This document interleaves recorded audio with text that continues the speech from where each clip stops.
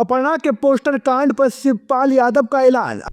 अपर्णा से अपमान का हर हाल में लेकर रहेंगे बदला। अखिलेश को 2027 में बनाएंगे उत्तर प्रदेश का मुखिया। शिवपाल यादव के ऐलान जन से घबराई बीजेपी।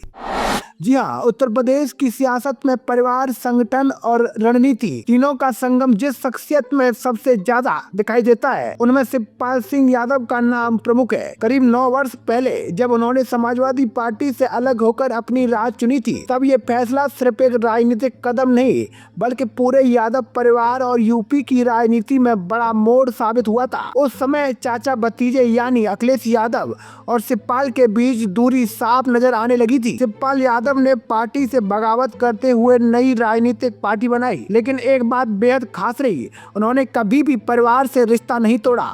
पार्टी अलग हुई, रास्ते अलग हुए, लेकिन सम्मान और मर्यादा की रेखा कभी पार नहीं की। पार्टी गठन के बाद शिवपाल सीधे मुलायम सिंह यादव के पास पहुंचे, उनके पैर छुए और आशीर्वाद लिया। नेताजी ने भी बड़े दिल का परिचय देते हुए अपने छोटे भाई को गले लगाया। ये तस्वीर उस दौर की राजनीति में रिश्तों की गहराई को दर्शाती है। सबसे अहम बात ये रही कि जब तक शिवपाल सिंह सपा से अलग रहे, उन्होंने कभी भी अखिलेश यादव, धर्मेंद्र यादव या परिवार के किसी अन्य सदस्य के खिलाफ एक भी कटु शब्द नहीं कहा।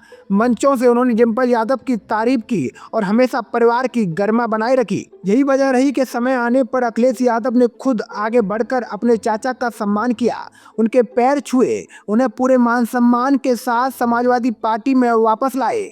आज हालात ये हैं कि वही शिवपाल सिंह यादव अपने भतीजे अखिलेश को 2027 में मुख्यमंत्री बनाने के मिशन में पूरी ताकत के साथ जुटे हुए हैं। प्रचंड गर्मी में भी लगातार जनसंपर्क संगठन को मजबूत करने में लगे हैं। लेकिन इसी बीच एक नया विवाद सामने आया जिसने एक बार फिर परिवार के भीतर हलचल पैदा कर दी। ये विवाद जुड़ा है अपर्णा यादव से, जिनके एक पोस्टर कार्ड ने सियासी माहौल गर्मा दिया। दरअसल महिला आरक्षण बिल को लेकर हुए प्रदर्शन में अपर्णा यादव ने हिस्सा लिया। इस दौरान समाजवादी पार्टी और कांग्रेस के खिलाफ खुलकर बयानबाजी की। इतना ही नहीं, उन्होंने विरोध स्वरूप सपा और कांग्रेस के पोस्टर भी जलाए। इस घटना के बाद राजनीतिक हलकों में हलचल तेज हो गई। खुद अखिलेश यादव ने इस पर तंज कसा, वहीं अदिति यादव ने भी तीखी प्रतिक्रिया दी। धर्मेंद्र यादव ने भी सार्वजनिक रूप से नसीहत दे डाली। सूत्रों की माने तो इस पूरे घटनाक्रम से शिवपाल सिंह यादव भी नाराज बताए जा रहे हैं। हालांकि उन्होंने सार्वजनिक रूप से कुछ नहीं कहा, लेकिन अंदर खाने उनकी नाराजगी की चर्चा जोरों पर है। कहा जा रहा है कि उन्होंने अपनी नाराजगी का संदेश अपर्णा यादव तक पहुंचा भी दिया है। ये पहला मौका माना जा रहा है जब परिवार के भीतर इस तरह का खुला टकराव सामने आया है। इसके बावजूद शिवपाल सिंह यादव ने अपने राजनीतिक लक्ष्य को बिल्कुल स्पष्ट रखा है। उन्होंने साफ कहा है कि अब उन्हें किसी पद की कोई इच्छा नहीं है। उनका एकमात्र लक्ष्य है 2027 में अखिलेश यादव को मुख्यमंत्री बनाना। उन्होंने ये भी कहा कि जब तक ये लक्ष्य पूरा नहीं हो जाता वे चैन से नहीं बैठेंगे। उन्होंने बीजेपी पर निशाना साधते हुए कहा कि जनता के सहयोग से पार्टी सत्ता में वापसी करेगी।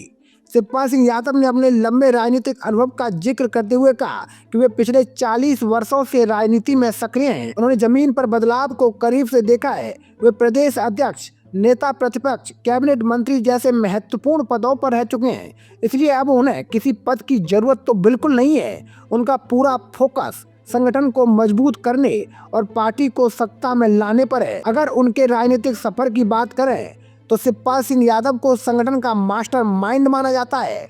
उन्होंने मुलायम सिंह यादव के साथ संघर्ष के दिनों से ही राजनीति के गुर सीखे हैं। 1990 के दशक से ही वे सक्रिय राजनीति में हैं और 1996 में जसवंत नगर सीट से पहली बार विधायक बने थे। तब से लेकर आज तक वे लगातार इस सीट से जीतते आ रहे हैं। सहकारी बैंक से लेकर कई अहम मंत्रालयों तक उन्होंने हर जिम्मेदारी को मजबूती से निभाया है। आज जब यूपी की राजनीति मिशन 2027 की ओर बढ़ रही है तो एक बार फिर यादव परिवार और समाजवादी पार्टी की एकजुटता चर्चा में है। हालांकि बीच बीच में विवाद सामने आते रहते हैं, लेकिन शिवपाल सिंह यादव का स्पष्ट संदेश है, जब कोई मतभेद नहीं, सिर्फ लक्ष्य है सत्ता में वापसी। ऐसे में देखना दिलचस्प होगा कि उनका अनुभव और रणनीति आने वाले चुनाव में कितना असर दिखाती है। तो दोस्तों, मैं था आपका अपना मुकेश उपाध्याय। अगर आपको हमारी जानकारी अच्छी लगी हो तो कमेंट बॉक्स में जरूर बताइएगा। जय हिंद, जय भारत।